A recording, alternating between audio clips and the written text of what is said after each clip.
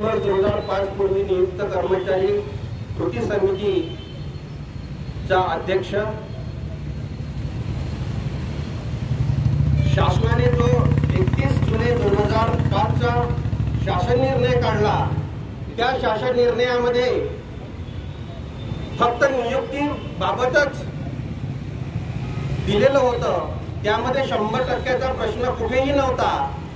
आणि त्यानंतर जो 29 नोव्हेंबर 2010 ला GR काढला सुधारित आवृत्ती, त्यामध्ये ज्या शाळा 100% अनुदानावर नव्हत्या 2005 ला, त्यांना सुद्धा या 2005 च्या GR मध्ये समाविष्ट करण्यात आलं।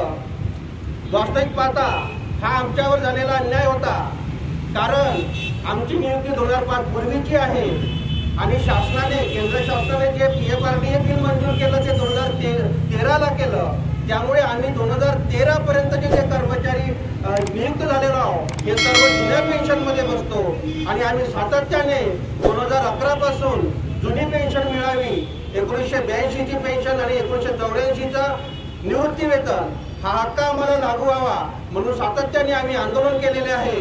आज या ठिकाणी संविधान चौकात ज्या डॉक्टर बाबासाहेब आंबेडकरांनी आम्हाला संघटित व्हा, संघर्ष करा असा नारा दिला त्यांनी आणि त्या मार्गावर आम्ही चालत आहोत। तर या मार्गावर चालत असताना आम्ही मुंडन आंदोलन, रास्ता रोको आंदोलन सोबतच अनेक मोठ्या नेत्यांना, मुख्यमंत्र्यांना निवेदन देऊन जुन्या पेन्शनची मागणी केली, परंतु कोणत्याही शासनाने आमची मागणी मान्य केलेली नाही।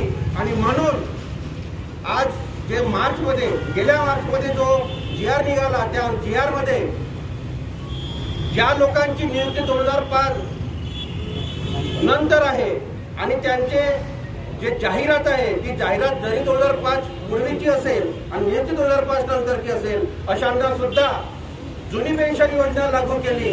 मग आमचं कुठे चुकलं? आमची तर जाहिरातही आधीची आहे आणि नियुक्ती सुद्धा आधीची आहे। त्यामुळे आम्ही आमच्या मुद्द्यावर ठाम आहोत आणि शासनाने आमची मागणी पूर्ण न केल्यास आम्ही येत्या 2 महिन्यामध्ये राज्यव्यापी आंदोलन करून, या नागपूरपासून सुरुवात करून या पेन्शन मिळण्यासाठी आंदोलन उभारू आणि शासनाला त्यांची जागा दाखवून देऊ असा निर्धार आम्ही या ठिकाणी आजच्या निमित्ताने करत आहोत। आणि एक विषय सांगू इच्छितो की उद्याला दिनांक 18 जुलैला सुप्रीम कोर्टामध्ये सुनावणी आहे।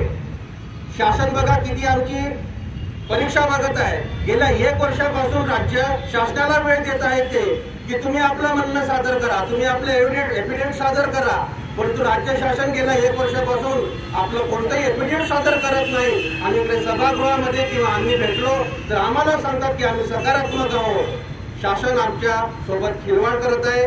त्यामुळे आम्ही सर्व 1 नोव्हेंबर 2005 पूर्वी नियुक्त सर्व शिक्षक कर्मचारी एकत्र येऊन शासनाला फळा शिकवण्याचा ठाम निर्धार केला आहे आणि तो आम्ही अंतिम स्वरूपात नेऊ, एवढंच या ठिकाणी सांगू इच्छितो।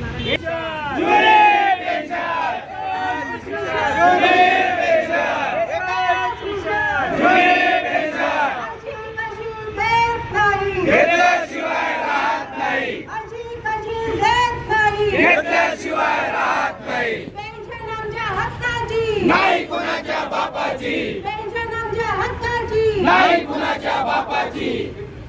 एकच मिशन, जुनी पेन्शन, एकच मिशन, जुनी पेन्शन। होते त्यांनी अतिशय चांगल्या रीतीनं आपला मत त्या ठिकाणी मांडलेलं होतं आणि सरकारच्या वतीनं ज्या वेळेस मला आठवतंय आपल्या सरकारी वकील त्यावेळेसच्या डॉलर बनवूच नहीं रहे, उसको ध्यान में रखकर उन्होंने अपना जो पत्र है वो सुप्रीम कोर्ट में पेश करना चाहिए। ये हमारी यहाँ आज आषाढ़ी एकादशी का दिन है, मुहर्रम का दिन है। इस पवित्र दिन पे भी आज हम सभी को यही चिंता है कि जो जूनी पेंशन है ये हमें सबको लागू होना चाहिए। जब पिछली बार असेंबली में इन्होंने सरकार ने ये स्टेट गवर्नमेंट ने डिक्लेयर किया था कि हमें वो योजना दी जाएगी, लेकिन उसके बाद में तुरंत ही वो अपने हमारा ये कहना है कि उन्होंने ये सब चीजें ध्यान में रखना चाहिए और हमारा जो अधिकार है वो हमें मिलना चाहिए। इसीलिए ये सरकार को ध्यान दिलाने के लिए हम लोग सब यहाँ पर एकत्रित हुए हैं और अगर ये चीज ध्यान में नहीं आई तो इसका आक्रामक रूप हम लोग जरूर अपनाएंगे, ये बात भी ध्यान में रखना चाहिए। केंद्र सरकार की ओर से यहाँ पे नई पेंशन स्कीम लागू की गई है, उसमें क्या त्रुटियां हैं?